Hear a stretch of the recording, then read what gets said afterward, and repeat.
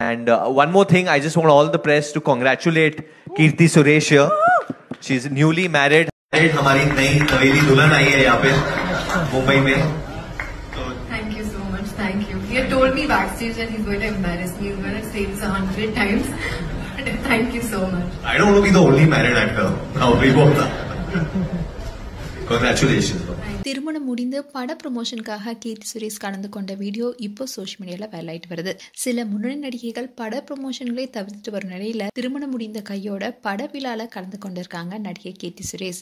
Cinema மேல கீர்த்தி சுரேஷ் வச்சிருக்கிற ஆர்வமும் பற்றும் எந்த அளவுக்கு இருக்கு என்பதை பார்த்து ரசிகர்களும் ஆச்சரியப்பட்டு வராங்க.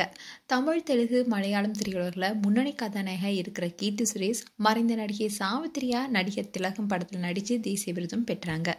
தமிழ், தெலுங்குன்னு 2 மொழிகளுமே நடித்து வந்த இவங்க இப்போ பேபி ஜான் படத்தின் மூலமா பாலிவுட்ல நுழைஞ்சிருக்காங்க.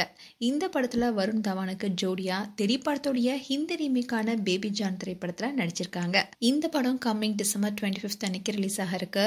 இந்த படத்துக்காக கீர்த்தி சுரேஷ் 4 கோடி சம்பளம் பெற்றதாகவும் கூறப்படுது.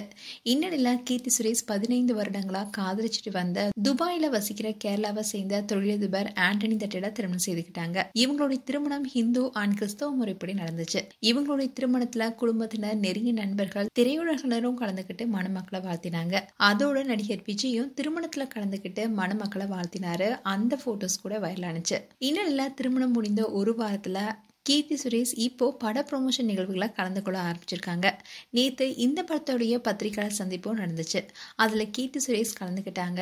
அதில் கழுத்தில் எந்த விதமான நகையும் இல்லாமல் புது தாலியை மட்டுமே அவங்க போட்டு வந்தாங்க. பலரும் திருமணம் முடிஞ்சதுக்கு அப்புறமா ட்ரெஸ்குள்ள புது தாலியை மறைச்சிக்கிட்டு வேலைக்கு செல்பவர்கள் தான் அதிகம். ஆனால் கீர்த்தி அதை எந்த விதத்திலையும் மறைக்காம போட்டுட்டு வந்ததோட மாடர்ன் ட்ரெஸ்ல வந்தது சோஷியல் மீடியால பேசும் பொருளானுச்சு. அண்ட் திருமணத்துக்கு அப்புறமா கீர்த்தி சினிமா விட்டு விலகாம தொடர்ந்து நடிப்பாங்கன்னு அவங்களுடைய நெருக்கமான வட்டாரங்களையும் சொல்லப்படுது.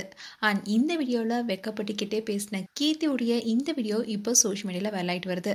மேலும் கீர்த்தி சுரேஷ் குறித்து உங்களுடைய கருத்துக்களை கமெண்ட் செக்ஷன்ல சொல்லுங்க. இது போன்ற வீடியோஸை பார்க்க நியூஸ் தமிழ் கிளிட்ஸ் சேனலை சப்ஸ்கிரைப் பண்ணுங்க. மறக்காம நோட்டிபிகேஷன் பட்டனை கிளிக் பண்ணுங்க.